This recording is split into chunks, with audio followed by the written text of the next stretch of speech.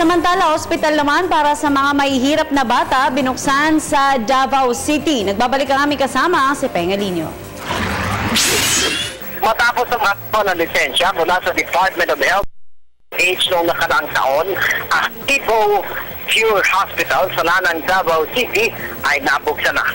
Ang nasabing ospital para sa mahihirap na mga bata ay nag-specialize sa pediatric orthopedics na magbibigay ng libreng pagamot sa mga bata may kondisyon tulad ng knock knee, bowed legs at ang tinatawag na neglected club foot. Sinabi ni Ron Lehman, Davao Cure Executive Director sa mga Davao Media, na mula nang binuksan nila ang naturang ospital noong Disyembre noong nakaraang taon ay may 77 pasyente kung saan 10 nito ang kanilang ginagamot pa rin hanggang ngayon. Muna naman na niya ka ng singil sa matatanda na nais o paggamot sa kanila o magpa-opera tulad na nangangailangan ng joint replacements, arthroscopic surgery at may problema sa spine at sports injuries.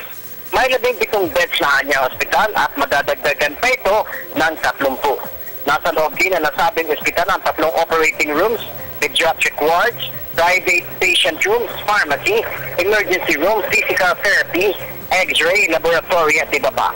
Ang ospital, siyang may international teams o teams playroom na pinuno ng mga laruan ng Team Tibao Foundation para sa mga batang mahihirap na mga pasyente ng Davao Region.